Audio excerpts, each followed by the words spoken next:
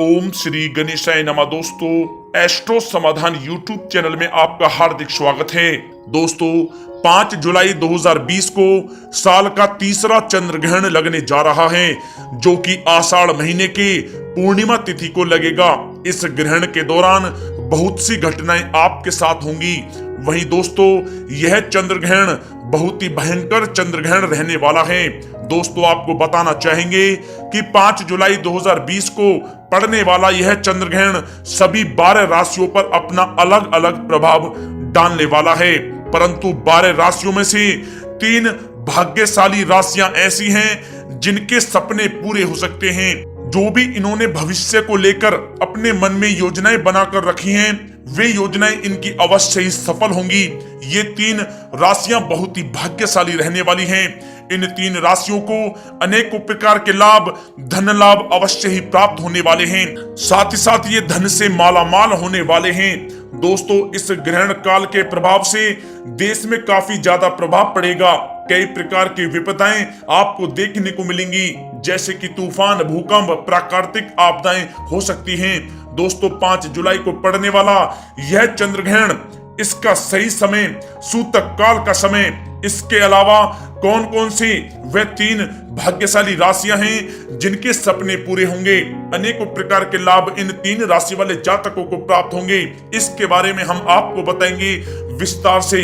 साथ ही आपको यह भी बताएंगे कि भारत में यह कौन कौन से हिस्सों में दिखाई देगा और किन किन देशों में दिखाई देगा। इस ग्रहण का सूतक काल का समय और ग्रहण काल में बरती जाने वाली सावधानियों के बारे में आपको बताएंगे। साथ ही उन सभी शुभ कार्यों के बारे में आपको बताएंगे जो आपको करने चाहिए। साथ ही अगर आप ऐसा करते हैं तो निश्चित तौर पर आपको शुभ परिणामों की प्राप्ति होगी। दोस्तों, आपके जीवन में चली आ रही किसी भी प्रकार की कोई समस्या है तो उससे आप छुटकारा पा सकते हैं। दोस्तों, आप इस वीडियो को अंत तक जरूर देखें और आपसे विनम्र निवेदन है कि इस वीडियो को आप एक लाइक जरूर करें और ज्यादा से ज्यादा अपने दोस्तों में इस वीडियो को शेयर करें, ताकि सभी लोग इस चंद्र ग्रहण के बारे में संपूर्ण जानकारी प्राप्त कर सकें। दोस्तों, साल का तीसरा चंद्र ग्रहण 5 जुलाई 2020 को सुबह 8:37 से शुरू होगा और 11:22 तक रहेगा। इस ग्रहण की कुल अवधि 2 घंटे 45 मिनट की रहेगी। दोस्तों, इसका सूतक काल जैसे कि चंद्र ग्रहण के 9 घंटे पहले लग जाता है। इस बार के चंद्र ग्रहण को लेकर कई तरह की चर्चाएं हैं। कोई कह रहा है ये भारत में दिखाई नहीं देगा, तो कोई कह रहा है इसमें सूतक नहीं होगा। ऐसे में लोगों को कंफ्यूजन है कि 5 जुलाई को पड़ने वाले चंद्र ग्रहण के असर को लेकर सावधानियां अपनाएं या नहीं। हालांकि यह चंद्र ग्रहण भारत में दिखाई नहीं देगा। इसे अमेरिका, दक्षिण पूर्व यूरोप और अफ्रीका में देखा जा सकता है, क्योंकि इस समय भारत में सूर्य उदय हो चुका होगा। इसलिए इस चंद्र ग्रहण का प्रभाव भारत में कम ही देखने को मिलेगा। दोस्तों, ज्योतिष के अनुसार इस बार का चंद्र ग्रहण एक छाया ग्रहण यानी आंशिक चंद्र ग्रहण होगा, जिसका असर देखने को कम ही मिलेगा। कुछ विद्वानों का यह भी मत है कि ग्रहण पूर्ण ग्रहण नहीं, तो ऐसे में सूतक मनाने का कोई औचित्य नहीं। कुछ लोग सूतक मनाने की भी सलाह दे रहे हैं। दोस्तों, ज्योतिष के अनुसार ग्रहण में सूतक का पालन तो करना ही चाहिए। इस दौरान गर्भवती महिलाओं को भी विशेष सावधानी बरतनी चाहिए। खासकर ग्रहण के दौरान अपने पास किसी भी प्रकार का धारदार हथियार, चाकू, असला आदि ना रखें। ग्रहण के दौरान ज्यादा से ज्यादा समय मंत्र जाप करें। ग्रहण के बाद स्नान दान अवश्य करें, इससे ग्रहण का दुष्प्रभाव कम होगा। जानकारों के मुताबिक ग्रहण काल में गर्भ में पल रहे बच्चों को नकारात्मक ऊर्जा से बचाने के लिए विभिन्न उपाय अपनाने चाहिए। गर्भवती स्त्रियों को घर से बाहर नहीं निकलने की सलाह दी जाती है। अगर घर से बाहर निकलना जरूरी हो तो गर्भ पर चंदन और तुलसी के पत्तों का लेप कर लें। इससे ग्रहण का प्रभाव गर्भ में पल रहे शिशु पर नहीं होगा। ग्रहण काल में प्रकृति में कई तरह के अशुद्ध और हानिकारक किरणों का प्रभाव रहता है, इसलिए कई ऐसे कार्य हैं जिन्हें ग्रहण काल के दौरान नहीं किया जाता। ग्रहण काल में अन्न जल ग्रहण नहीं करना चाहिए। ग्रहण काल में सहवास नहीं करना चाहिए। ग्रहण काल में कैंची, सुई, चाकू या धारदार चीजों का इस्तेमाल नहीं करना चाहिए। ग्रहण काल में स्नान ना करें।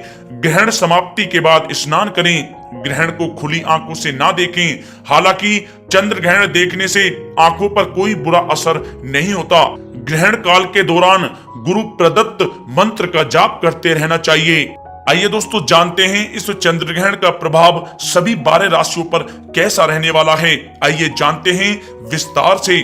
सबसे पहले बात करते हैं मेष राशि की। दोस्तों चंद्र ग्रहण मेष राशि के तीसरे भाव में पड़ेगा, जिसके कारण इनके भाग्य में रुकावट आ सकती है और इनके बनते बनते काम भी इस समय में बिगड़ सकते हैं। इतना ही नहीं, इस समय में इनका अपने छोटे भाई बहनों के साथ झगड़ा हो सकता है। इसलिए मेष राशि के जातकों को चंद्र ग्रहण के दौरान सुंदर कांड का पाठ लगातार करते रहना चाहिए और ग्रहण समाप्त होने के बाद हनुमान जी के सामने चमेली का तेल का दीपक आपको अवश्य ही जलाना चाहिए। अब बात करते हैं वृषभ राशि की।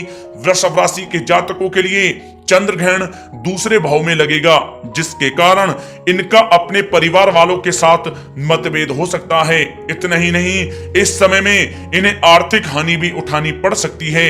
इसलिए चंद्र ग्रहण के दौरान वृषभ राशि के जातकों को भगवान शिव का ध्यान करना चाहिए। इस समय में इन्हें लगातार भगवान शिव के मंत्रों का जाप करते रहना चाहिए।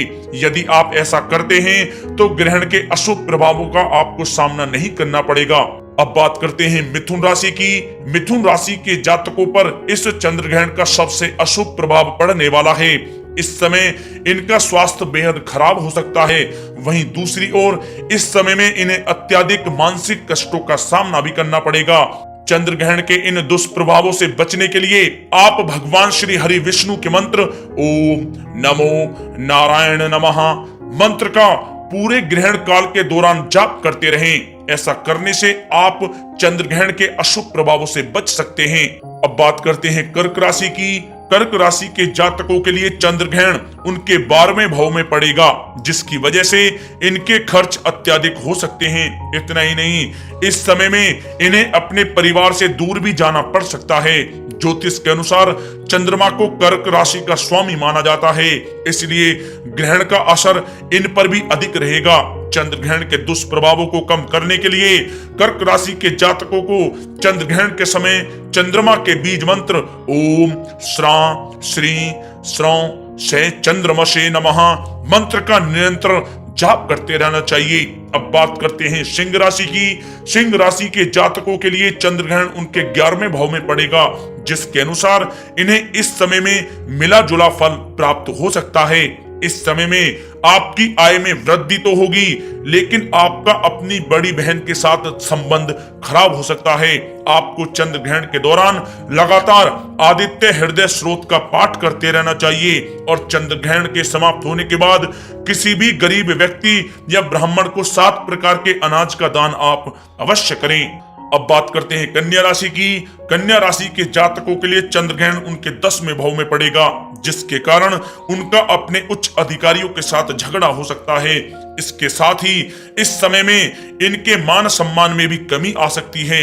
इसके अलावा इस समय में इनके पिता का भी स्वास्थ्य खराब रह सकता है। कन्या राशि के जातकों को चंद्र ग्रहण के दौरान आपको लगातार दुर्गा सप्तशती का पाठ करते रहना चाहिए। यदि आप ऐसा करते हैं तो चंद्र ग्रहण के बुरे प्रभावों का आपको सामना नहीं करना पड़ेगा। अब बात करते हैं तुला राशि की। तुला राशि के जातकों के लिए चंद्र ग्रहण उनके 9वें भाव में लगेगा, जिसके कारण आपके बनते बनते काम बिगड़ सकते हैं। वहीं इस समय में आपका अपने मित्रों और छोटे भाई बहनों के साथ झगड़ा भी हो सकता है। इतना ही नहीं, आपका चंद्र ग्रहण के दौरान अपने पिता से भी झगड़ा हो सकता है। इसलिए आपको चंद्र ग्रहण के दौरान नियंत्रण मां काली के बीज मंत्र ओम क्लीं कालिके स्वाहा मंत्र का लगातार जाप करते रहना चाहिए। अब बात करते हैं वृश्चिक राशि की। चंद्र ग्रहण का असर वृश्चिक राशि के 8वें भाव में पड़ेगा, जो इनके लिए अत्यधिक अशुभ है। इस समय में इन्हें कई प्रकार के कष्टों का सामना करना पड़ेगा। ग्रहण की वजह से इस समय में इनके साथ किसी भी प्रकार की कोई दुर्घटना भी हो सकती है। इतना ही नहीं, इस समय में इन्हें धन हानि और परिवार के साथ किसी भी प्रकार के विवादों का सामना भी करना पड़ सकता है। चंद्र ग्रहण के दौरान वृश्चिक राशि के जातकों को लगातार हनुमान चालीसा का पाठ करना चाहिए। अब बात करते हैं धनु राशि की। धनु राशि के जातकों के लिए चंद्र ग्रहण उनके 7वें भाव में पड़ेगा, जिसकी वजह से इनके जीवन साथी को इस समय में मानसिक कष्टों का सामना करना पड़ सकता है। इतना ही नहीं, इस समय में आपके जीवन साथी का स्वास्थ्य भी इस समय में खराब रह सकता है। यदि आप व्यापार करते हैं तो आपको इस समय में कोई बड़ी धन हानि भी हो सकती है। आपको चंद्र ग्रहण के इन दुष्प्रभावों से बचने के लिए लगातार हनुमानाष्ट का पाठ करते रहना चाहिए। अब बात करते हैं मकर राशि की।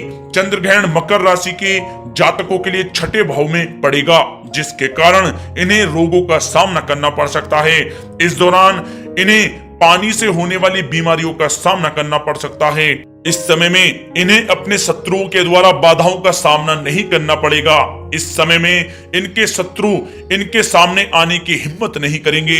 लेकिन चंद्र ग्रहण के अशुभ प्रभावों से बचने के लिए आपको भगवान शिव की उपासना करनी चाहिए और ओम नमः शिवाय मंत्रों का पूरे ग्रहण के दौरान जाप करना चाहिए। अब बात करते हैं कुंभ राशि की। कुंभ राशि के जातकों के लिए चंद्र ग्रहण 5वें भाव में पड़ेगा, जिसकी वजह से इनकी संतान को मानसिक कष्ट हो सकता है। यदि आपकी संतान छोटी है तो इस समय में उनकी सेहत पर विशेष ध्यान देने की जरूरत रहेगी। ग्रहण के दौरान उन्हें निमोनिया, सर्दी, खांसी और बुखार अधिक हो सकता है। चंद्र ग्रहण के इन दुष्प्रभावों से बचने के लिए आपको ओम शनिश्चराय नमः मंत्र का लगातार जाप करते रहना चाहिए। अब बात करते हैं मीन राशि की। मीन राशि के जातकों के लिए चंद्र ग्रहण 4th भाव में पड़ेगा, जिसकी वजह से इनकी माता की सेहत अत्यधिक खराब रह सकती है। वहीं इस समय में आपके सुखों में भी पूरी तरह से कमी आ जाएगी। आपका मन इस समय में व्याकुल हो सकता है। इसलिए चंद्र काल में आपको विष्णु सहस्त्र नाम का पाठ निरंतर करते रहना चाहिए। और चंद्र ग्रहण के समाप्त होने के बाद आप गाय को पीली दाल अवश्य खिलाएं। ऐसा करने से आपको अवश्य ही लाभ होगा और चंद्र ग्रहण के अशुभ प्रभावों से आप बच सकते हैं। दोस्तों, वीडियो को एक लाइक जरूर करें और सच्चे दिल से कमेंट्स बॉक्स में ओम नमः शिवाय अवश्य लिखें, जिससे भगवान शिव आपके समस्त कष्टों को दूर करें और आपकी समस्त मनोकामनाएं पूर्ण हो। धन्यवाद।